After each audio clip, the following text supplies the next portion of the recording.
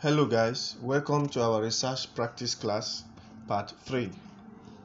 Remember that in our part 2 we talked about documentation and quotation. Today we are going to talk about the use of ellipses and sic. Use of ellipses and sic. Sic is spelled S-I-C, but ellipses you can see it on the screen. Ellipses and sic are children of quotation. Remember we ended at quotation last time in our part 2 of our research practice class. So now we are continuing with quotation, but we are not talking about quotation again. We are talking about ellipses and the use of sic. Now, ellipses simply means the omission of parts of quoted text. That is, ellipsis is a symbol used to indicate that some parts of a quoted text are omitted. Now, ellipsis is a 3 or 4 dots. You can see the dots here. Look at 3 here. You can see 3 dots here. Then you can see 4 dots here. So ellipsis is the use of 3 dots or 4 dots. It is a symbol used as a tool for indicating the omission from a sentence or paragraph. According to Nwankwo 2016, if a material is long and there is need to reduce it or eliminate some parts which are not relevant to your work, you can omit some words, phrases, or even full sentences as the case may be. To do this, you have to introduce ellipses. Ellipses is like a scissors used in trimming pieces of materials. So when you use ellipses in a work, in a sentence, you mean to tell the reader that there are other words in that sentence, but because they are not relevant to the point you are trying to make, you remove them. That's just a simple means or a simple meaning of ellipses. So when you use 3 ellipses, you mean to say that within that space you omitted a word or phrase. Of course, you want to ask what is the difference, or what are the meaning of 3 dots or 4 dots.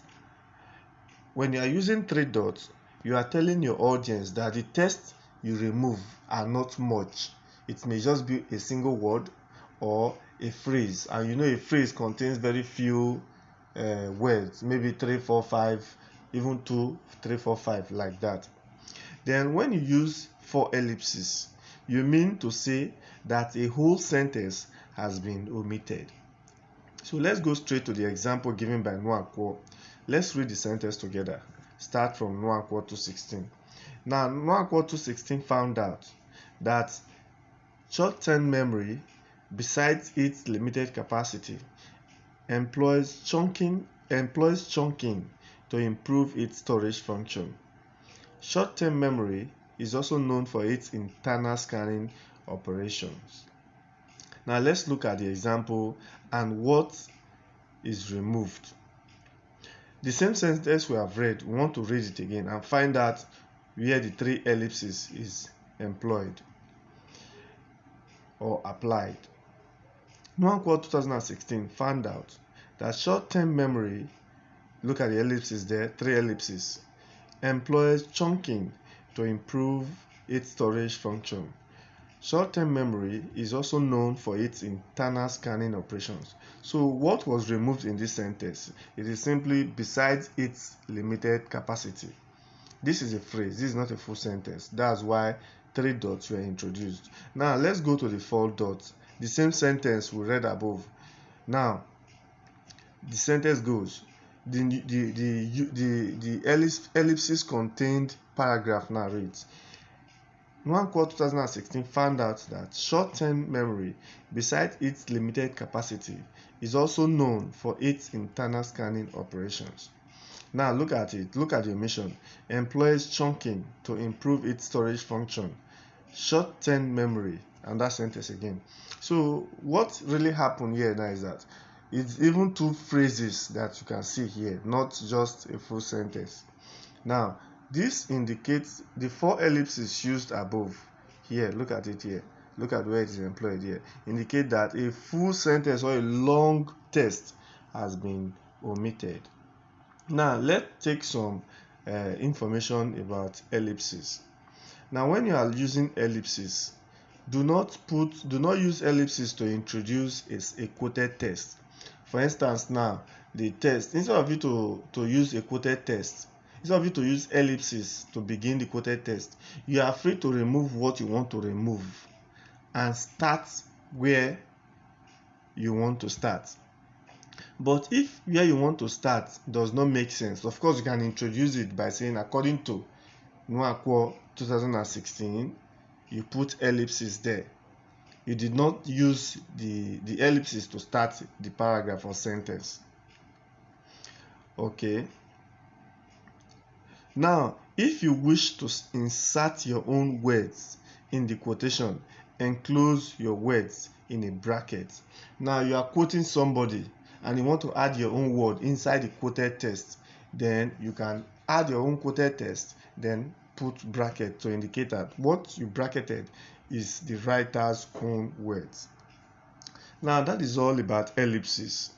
Now, let's just go through, let's have a rundown of the ellipses again.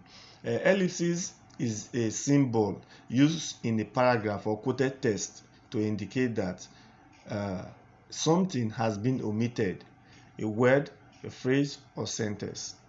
Now, if you use 3 dots, it indicates that you have omitted one word or few words or phrase. If you use 4 ellipses, 4 dots, it indicates that a whole sentence or even paragraph, as the case may be, has been omitted. Now let's go to the second part of this class, which is the use of sic, S-I-C.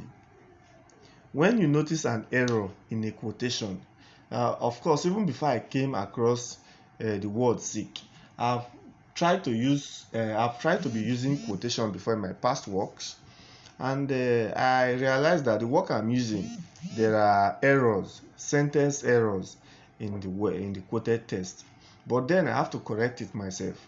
But when you are coming to research practice, you cannot correct what you are quoting. The error belongs to the original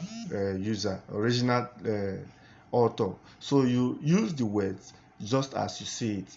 But if the usage of the words like that will offend you as a writer, you think at your level you cannot make that kind of mistake. So after the error, you add sic in brackets. So let's read and see what sic is all about again. Sometimes when you notice an error in a quotation, you want to correct the error so that the error is not attributed to your work. However, once you correct such error, the authenticity of the quotation would have been altered. Therefore, you use the provision of the sic, italicized, and bracketed immediately after the error to indicate that the error came from the original author. Now let's look at example of where you can use sic. Now, Osemene 2018 was of the view that most modern enterprise lacks the managerial capacity to pry into the internet community as a new phase of doing business in the country. This is as a result, I hope you can see an error there. Instead of result, it is result or result because there's no L there. Then after the result, there is sic there in brackets. Okay, this is as a result sic of the lack of understanding of modern internet practice by most entrepreneurs. Now, as a knowledgeable researcher who is aware of the principles of research practice, when you are reading something like this on your own, you can just correct it and leave the sic there. No, I believe the use of sic is mainly for written purpose, not for speaking. So when you come across a word and you see sic there on your own, you can equally correct it because you are not writing any further material. So note, the error here was the omission of L from result by error. If the author had seen it, he would have corrected it, but he didn't see it. It skipped him, so there was an error there. So instead of result, we had result. So in order for people not to think that we made an error here, the best thing we do is to add sic to it, so that people will know that that is not our error. So let's also go to the last part of very last part of this class, which is emphasizing quotation.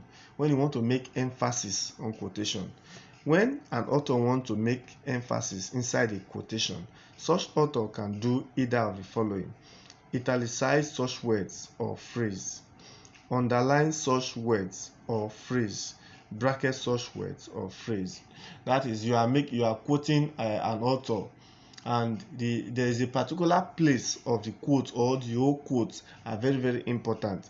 You can do either of number 1 to 3 there to make to make people understand that this part is very, very important, requires more emphasis. So thank you for watching this video. In our next class, we'll be going straight to citation. Of course, you are seeing citation here. Citation simply is referring to using other people's work and documenting them properly. Remember this work we've talked about documentation. When you use other people's work, there is need for you to document them. So this is where the class will stop. Thank you very much for watching.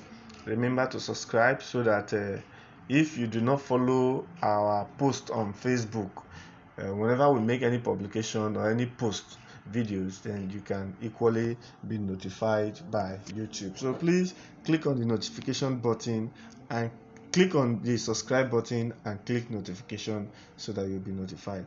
Thank you and God bless you.